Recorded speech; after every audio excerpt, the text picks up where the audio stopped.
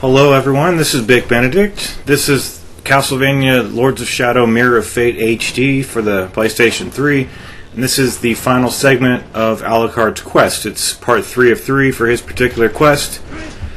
And what do we have in this video? Well, it culminates with the boss fight with Gabriel / Dracula. And there's also going to be 2 points at which I will be going back and getting the blood orbs. But because it's such a laborious process of backtracking to get the... how it works is there's one blood orb that you get, and it's really close to the throne room door. And the next one is in the hands of a hunchback, considerably far away from that location. So you've got to do a lot of backtracking. And when I first played this game, I had absolutely no clue what was expected of me.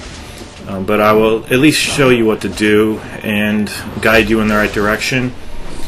These are vampires, female vampires. They hover in the sky and throw projectiles. They also land, and some of them come on the ground.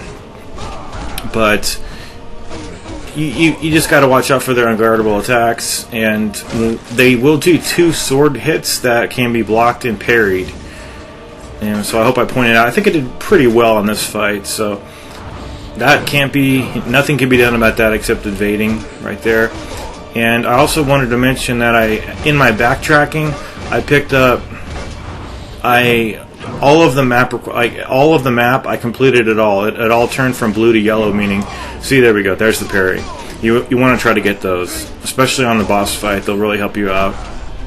The boss fight is the hardest fight in the game, and I say that because the second time we face Gabriel and Dracula, the combination of him, the amalgamation of what he becomes when he turns into a creature of the night, is that you'll be fighting him as Simon, and Simon has light and shadow magic, and you need to alternate it when you're fighting Dracula. So you'll be getting yourself healed during the fight a lot. So I think it's much easier than the phase when you're Alucard, because there are many phases and no checkpoints. I mean, the final boss fight with Simon is the same deal, but like I said, you're healing a lot. Alucard can heal too, but it's not very helpful. I mean, the magic drains really fast. See how fast it drains? I just try to heal myself. That's all you really get. But anyway, so that vampire is dispatched right there.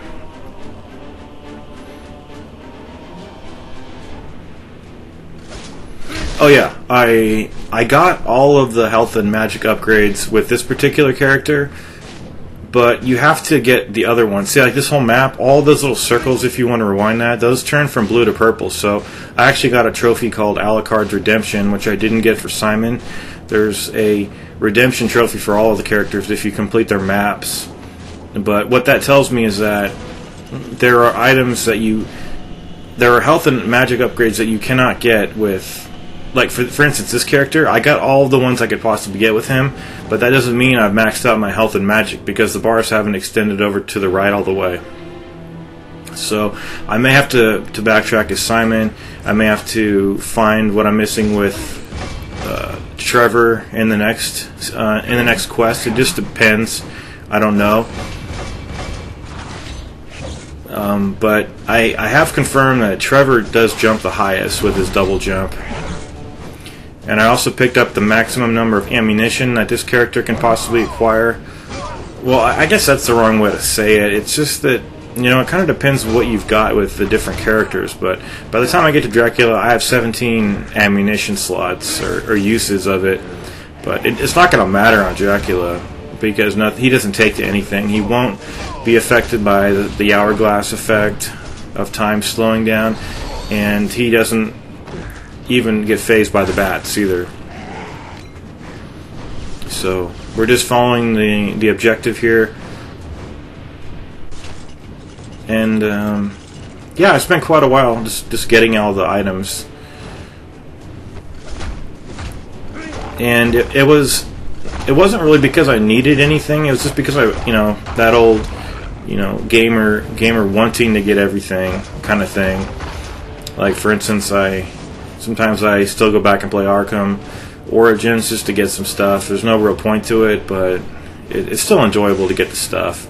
So one last vampire over here, and then we'll have access to the throne room. There's really nothing you can do when they're guarding so much. So just back off, let them make their move first. You've got to have really quick reflexes in this game, just like all games. Well, not all games, but all these Lords of Shadow games. But quite honestly, I spent less time on the boss that will culminate this video than I did on the boss that culminated in the last video. And it's just one of those things. I don't really know. So here's the throne room door right here, and to get in there, you're going to need to put an orb into each of those pots. The first orb is it's like right in this immediate vicinity, and then the second one is in the hands of a deceased hunchback really far away from this area, and you'll probably need to teleport there. Just find a teleportation device and cut your travel time in half. That's the quickest way you could possibly do it. But these vampires are, I would say they're the hardest enemy in the game. Just because they're very deadly, they're fast, and especially if one's on the ground, one's in the air, you've really got to multitask, evade, and do your aerial evasions. I mean, you're not just doing ground evasions in this game, you're doing air evasions, which makes the combat even more diverse in the gameplay. So here's a gargoyle right here. And so here, how this is going to work is once I get the first orb, everything leading up to that will be in the normal speed, and then everything after that will be in the fastest speed I could possibly have it, because otherwise it's just not conceivable that I could do it. I mean, I could, but why speak over me just going around the map? And if you don't know where the second orb is, or because I'm showing you where this one is in real time, if you don't know where it is, I would, I hate to refer you to somewhere else, but I just don't know, especially if you don't want to sacrifice your trophy, which is one of the damn things that this game does.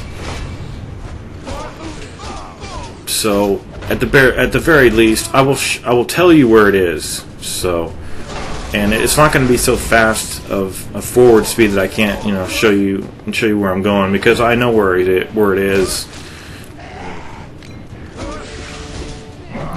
So we're en route to get the first blood orb. That's what we're doing. I think it's in this door right here, actually, somewhere nearby here.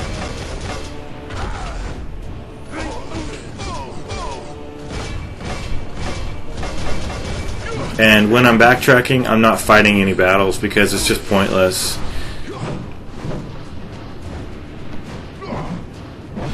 So there we go, we got another parry. I followed it up with the 3 square combo. Took her out. Now we're going to change into the wolf and go through this door here. And I honestly don't like the boss fight in this video because, first of all, it's a little chaotic because your son is helping you, and he's only there like in the background. He doesn't help the situation. It's just there for the story. He's there, Simon's there whipping Dracula alongside you, tossing the occasional cross at Dracula, but he doesn't do anything. I mean, I can't take my eye off the fight the entire time, but I've glanced at when Simon's doing stuff, he doesn't help. And even if he helps, it's so marginal that it's not even, I wouldn't even consider it help. It's just, he's in your way, kind of. And on the next fight, the final boss battle of this game, it's a lot less cluttered, and I like it more. And also because you have to parry when you're dealing with Simon, because Alucard will refuse to hit Simon, and the game disables all your hit attacks, and the only button you can press is the block button, and what they want you to do is parry his attacks 3 times. And you're pretty much sitting there just waiting for him to attack, and in this mode you get damaged really badly. So I'll definitely be walking you through that. But it doesn't appear that we haven't got the first blood orb. So the first blood orb is up here. You want to do your wall climbs. And we're grappling off this. So it can be tough to get over here because of the steam. You don't want the steam to hit you. And then just fly over here. And this room has the first one. Now after this, it's going to be really quick. It's still probably going to take maybe 3 minutes for me to get back down there. But just note on the map where I'm going. And if it's going too fast for you, don't worry, because I will tell you where exactly I'm traveling on the map itself. So, I did want to apologize in my last video if I was speaking too sacrilegiously, especially in regard to the friend request that I got from Jesus Christ. Literally, it wasn't him, obviously. No one's an idiot, but whoever made that's an idiot. But I did get a friend request from Jesus Christ on my Google Plus account, and to me, it just, I wasn't laughing. I was really mad. It just highlighted the entire failing of YouTube at this point. And I don't bash religion or anything like that. It's just I got a friend request from Jesus Christ. Google sent it to me, and I didn't want it. So, it's fucking YouTube, man.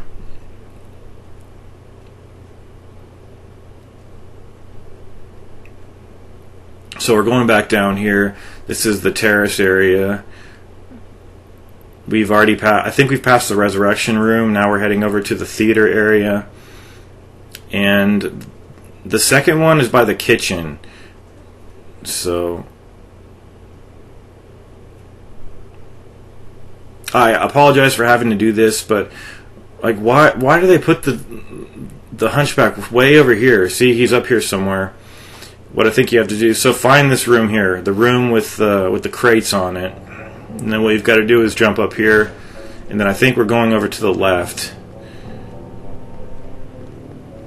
But yeah, we're going to use this and then use the rail system to get the blood orb from the deceased hunchback in here. And I had no idea about this,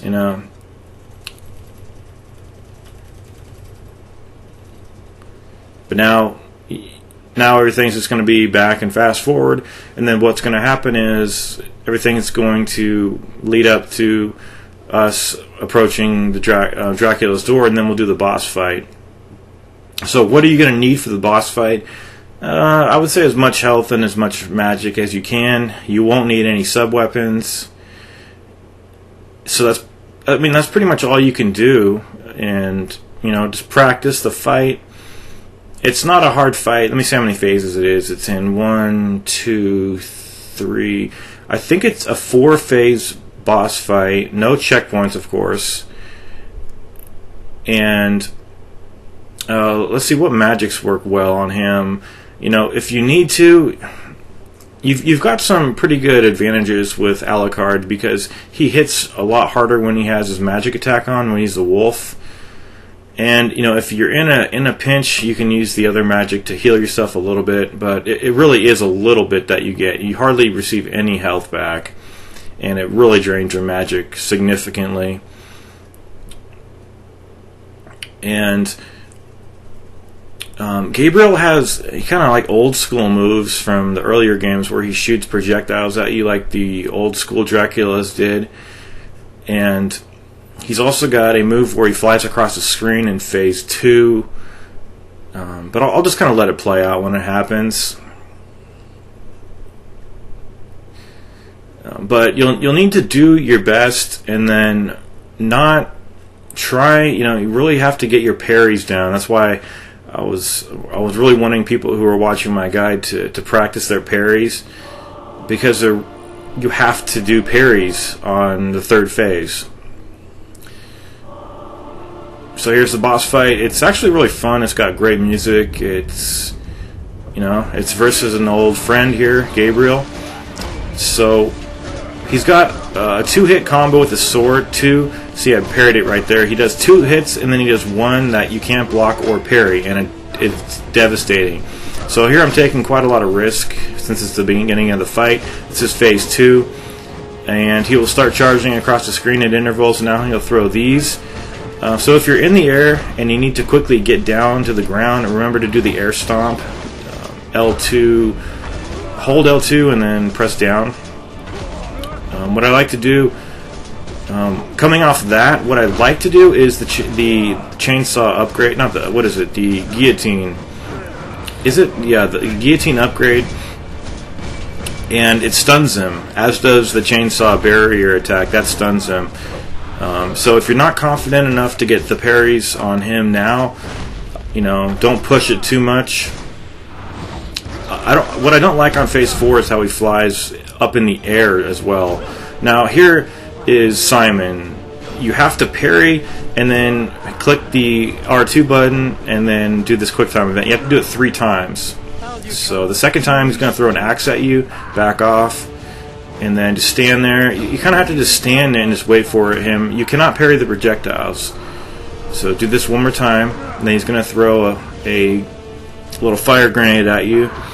So get out of its way, and then parry the strike one more time, and then click R2 to grab him, and then tap the X button, and then there's one more phase, and this is where it all comes to a head here.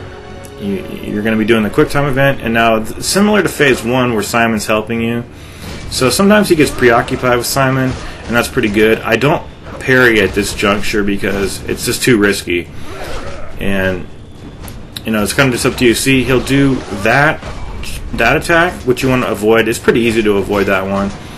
And here he's got his main attack, the 2-hit combo followed by the unavoidable final strike. He also does a rising assault attack that you have access to, but really watch out for that. As far as his telegraphing that, he'll charge like fly at you from down here, and then he also jump up and fly across the screen. I get really damaged over here. I almost died, and I really haven't analyzed it all too much to see any differences in the telegraph that he does. I think it's the same, but just watch out for that move. Simon's helping a little bit, we hope, and Harry's grabbed us up in the air again. I thought this was the end of the fight, but see, there's the rising assault that he just did. So, see, look at that damage. Wow. Be very careful. And just keep practicing, and you will get it. And I'll see you in Trevor's Quest.